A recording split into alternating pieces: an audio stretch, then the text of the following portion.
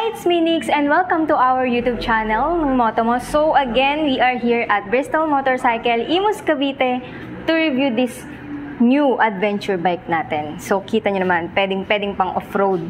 At kita nyo yung ating gulong, sa gulong pa lang. So matibay yan. So kahit saan kayo dumaan, solid yan.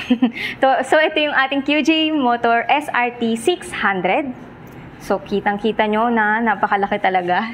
So para sa mga macho, katulad, hindi naman ako macho. So, para sa mga macho, to ang kulay nito is kulay puti. So, may other color pa siya, na other variant, which is meron din siyang color red. So, ang pricing nito is 369,900. So, pagdating naman sa ating engine, meron tayong 4-stroke, 2-cylinder, 8 valves, dual overhead cam, liquid cooled na to. Panes. So, SRT ang nakalagay dito na QJ motor. Kita nyo naman sa side natin is puti. So, punasan nyo na lang pag nadudumihan. Ingatan nyo naman yung ating motor. Siyempre, magagamit natin to, di ba? Palagi.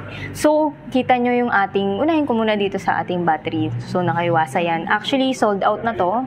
Kaya, ayan, pinakita ko lang na malinis naman. Kaya, pinakita ko pa rin kahit wala na dito yung split type nga pala yung kanyang seats.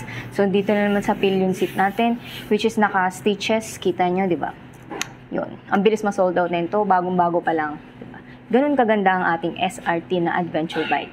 And what else? So, meron na din tayong top box ready here. So, hindi na kayo gagastos para sa pagpapalagay nito.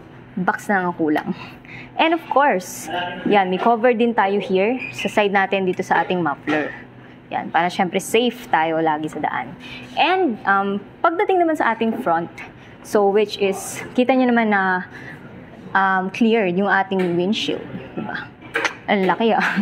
Plus may QJ motor tayo na emblem na naka-chrome material. Actually, it's color white, while dito sa ating unahan is black to. Yan, black. And may nguso din dito. So, naka-LED light tayo syempre dito. So, yan. Kita nyo. Napakalinis din tignan nito. Kitang-kita tayo sa daan kahit sa gabi na, di ba? Malino na malino to. Especially, naka-inverted forks ng rim tayo dito. So, yan. So, ito yung ating, I think it's radiator. Tama ba? And, ito yung ating fender. So, simple lang, di ba? Napansin ko na maliit lang yung fender niya, no? Which is good naman sa design. Bumagay naman sa design ng ating SRT 600. So, ito, ang ating gulong is naka 110 by 80 R19. So, yan. Kita nyo. And, naka dual disc brake na rin tayo dito. At, may reflector din para added visibility sa gabi. Dual disc brake. Actually, alam ko, naka dual channel ABS na rin tayo dito. Good spoke. Cream gold, right? Simple lang. And pagdating sa ating mga switches naman here, so naka-naked type dito, which is key type pa rin here. Yan, kita nyo, key type. And cute lang ng ating, tingnan ko nga kung ka-size. Hindi. Which is mas malapad siya, tignan nyo ating TF3 screen dito. May brake fluid na rin tayo sa mga switches natin. Ito may bar and may hand cover na rin tayo dito. Yan. Kita nyo, di ba? At least, pag may mga bato sa daan, hindi matatalsikan. Protection yun eh. Pag nagda-drive. Especially, meron tayo ditong kill switch. So, yan, may hazard din. Yan, kita nyo. Of course, here is meron tayong signal light, yung horn, yung high and low beam natin. And I think may passing light din.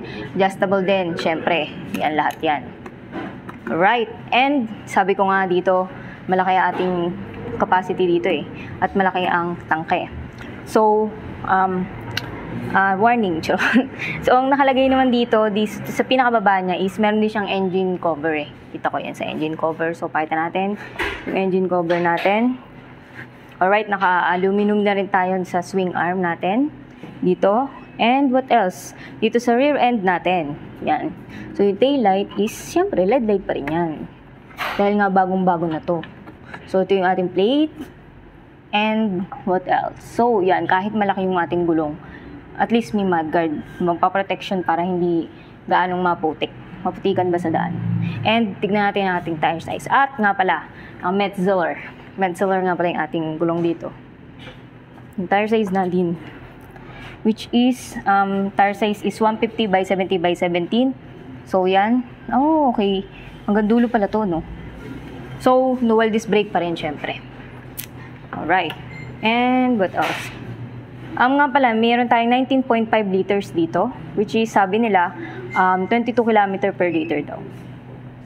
At, bago makalimutan ng lahat, naka-Brembo system para tayo dito.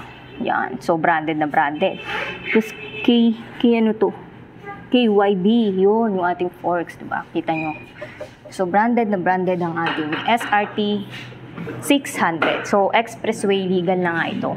So, kung naghahanap kayo ng hindi kayo mabibitin sa performance, so, dito na kayo sa ating QJ Motor SRT 600.